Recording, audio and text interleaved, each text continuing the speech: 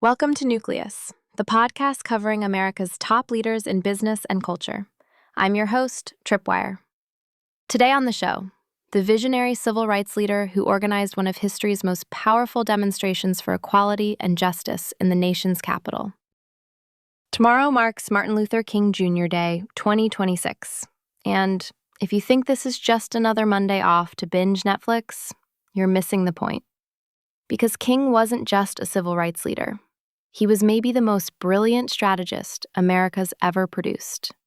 The guy took on the entire segregated South with no army, no political power, and no budget, and somehow won. He forced the most powerful nation on earth to rewrite its laws through nothing but organized resistance and a microphone. That's not inspiration porn. That's strategic genius that would make McKinsey weep. And here's the thing nobody talks about. King failed constantly. His first major campaign was an embarrassing disaster.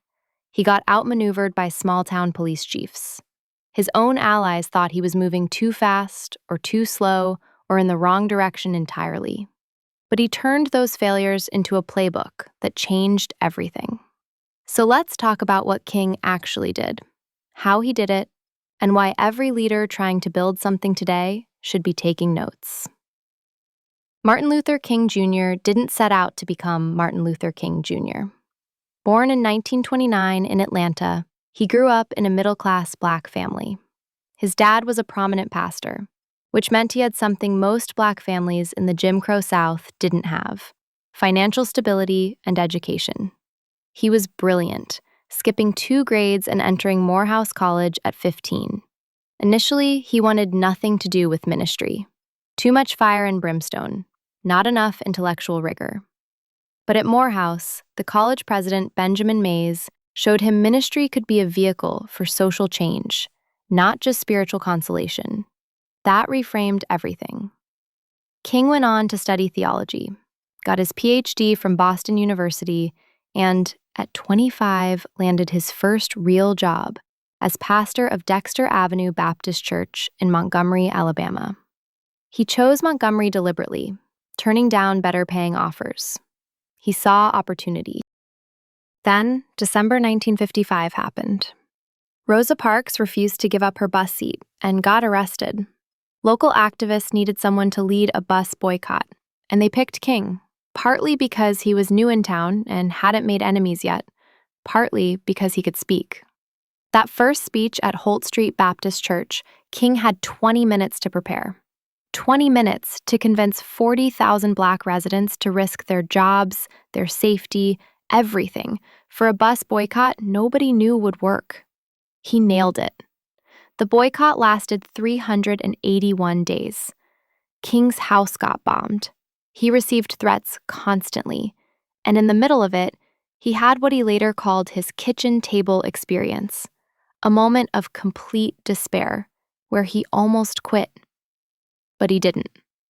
The boycott worked. The Supreme Court ruled bus segregation unconstitutional. King was 37 years old and suddenly leading a movement. Here's where it gets interesting from a strategy perspective. After Montgomery, King co-founded the Southern Christian Leadership Conference in 1957, creating an organizational vehicle that could coordinate campaigns across the South. Unlike the NAACP, which fought segregation through lawsuits, King's approach was mass direct action. Sit-ins, marches, boycotts. Get people in the streets. Create crises. Force the federal government to intervene. But in 1961, King tried this strategy in Albany, Georgia, and got absolutely crushed. The police chief there, Lori Pritchett, had studied King's tactics. He avoided harsh responses, arrested protesters politely, shipped them to jails in surrounding counties so Albany's jails never filled up. No confrontation meant no media outrage. No media outrage meant no federal pressure. The campaign fizzled. King left Albany with nothing to show for it except a hard lesson. You need specific goals, economic pressure points, and opponents who'll overreact. Building a new product? Temez Labs takes you from napkin sketch to the App Store. Trusted by Fortune 500s for quality, security, and speed. Book your free strategy session at temez.ai. So in 1963, King applied everything he learned in Birmingham. He chose Birmingham specifically because it was the most segregated city in America, and because the Commissioner of Public Safety, Bull Connor, was a hothead who'd probably respond with force. That sounds cynical, but it was strategic. King needed a crisis. The campaign started slow. Arrests weren't generating national attention, funding was running out, Birmingham's Black community wasn't fully mobilized. Then King made the most controversial decision of his career. He let children march. High school kids, middle school kids, even elementary students. When Bull Connor turned fire hoses and police dogs on children, the images went global. Birmingham's business leaders caved within days. President Kennedy introduced comprehensive civil rights legislation. The March on Washington happened that August. 250,000 people. King's I Have a Dream speech, the whole thing. By 1964, King won the Nobel Peace Prize. By 1965, the Voting Rights Act passed after the Selma campaign used the same playbook. But here's what most people don't know. By 1966, King was struggling. He tried to take his Southern tactics north to address housing segregation in Chicago and got outmaneuvered by Mayor Richard Daley's political machine. The movement was fracturing. Younger activists rejected nonviolence, embraced Black power, thought King was too accommodating. King opposed the Vietnam War in 1967, which cost him foundation funding and alienated President Johnson. The FBI was running a full surveillance and harassment campaign, trying to destroy him. King shifted focus to economic inequality, planning a poor people's campaign that would bring together poor whites, Latinos, and Black Americans. It was his most radical vision. He never got to see it through. April 4th, 1968, Memphis. He was taken from us at 39. So, what can we actually learn from King's approach? Because if you strip away the mythology, King was running a startup with impossible odds, limited resources, and existential threats. Let's break down 3 specific principles. First principle, strategic provocation with moral discipline. King didn't avoid conflict. He deliberately created it. In Birmingham, he wrote that nonviolent direct action seeks to create such a crisis and foster such a tension that a community which has constantly refused to negotiate is forced to confront the issue. That's not passive resistance. That's calculated pressure. But here's the crucial part. King maintained absolute nonviolent discipline among his people, even when they were being harmed. This created a moral contrast visible on television. Peaceful protesters versus aggressive authorities. It made fence-sitters choose sides, and the moral choice was obvious. This works beyond civil rights. If you're trying to change an organization, an industry, or a system, sometimes you need to make the problem impossible to ignore. Bring the conflict into the open, where people have to respond. But you maintain the moral high ground through discipline.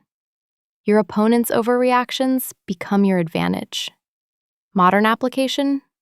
Stakeholder activism, corporate accountability campaigns, even internal change management.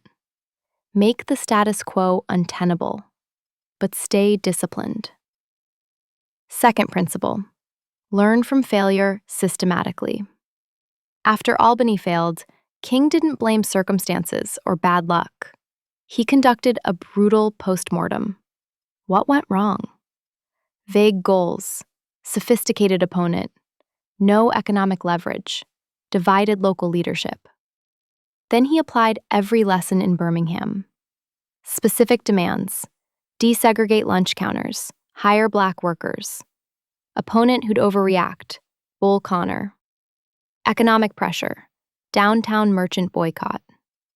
Unified leadership, worked with Fred Shuttlesworth's local organization. Albany was a disaster. Birmingham changed history.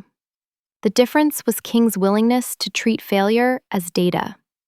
This aligns with what Harvard Business School calls intelligent failure, experiments in new territory where you learn faster than competitors. But you have to actually extract and apply the lessons. King did. Most leaders don't.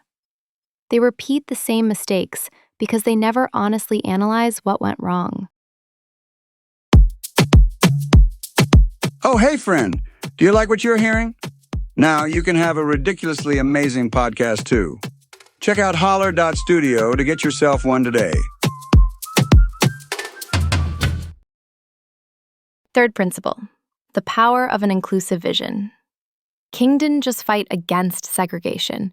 He fought for what he called the beloved community, a transformed society based on justice and opportunity for everyone. This wasn't vague inspiration. It was strategic. An affirmative vision attracted a broader coalition than a purely oppositional stance could. White liberals, labor unions, religious groups, they joined because King articulated something they could support, not just something to oppose. And that vision sustained people through incredible sacrifice. Participants risked arrest, harm, everything, not just to end a bad system, but to build a better one. Compare this to modern corporate purpose statements that feel like committee-written nonsense. King's vision was specific enough to guide action, but universal enough to attract diverse supporters. Research from McKinsey shows purpose-driven companies outperform, but only when the purpose is genuine and operational, not decorative. King's vision wasn't a poster on the wall. It shaped every decision. Here's the framework connection. King essentially invented what business theorists now call platform strategy for social movements. He leveraged the Black church as an existing platform. It provided infrastructure, communication networks, financial resources, moral authority, without having to build from scratch. Each successful campaign created network effects, making the next campaign easier. Montgomery proved the tactics worked. Birmingham demonstrated they could scale. Selma showed the playbook was replicable. This is exactly how platform businesses grow. Initial success attracts more participants, which creates more value, which attracts more participants. King understood this intuitively decades before Silicon Valley formalized it. So let's distill this. What can you take from King's leadership? 3 things. First, if you're trying to change something, make the problem impossible to ignore, but maintain absolute discipline in how you engage. Your opponent's overreactions become your advantage. Second, treat every failure as a laboratory. Extract specific lessons, then apply them systematically in your next attempt. Third, articulate what you're building, not just what you're fighting, and make that vision inclusive enough to build a real coalition. The bottom line? King didn't have resources, political power, or institutional backing. What he had was strategic clarity, moral courage, and the ability to learn faster than his opponents. Turns out, that's enough to change the world. Worth remembering tomorrow when you're enjoying that day off. Thank you for listening to Nucleus. You can show our podcast team some love with 5 stars and a follow. Stay hungry, stay foolish.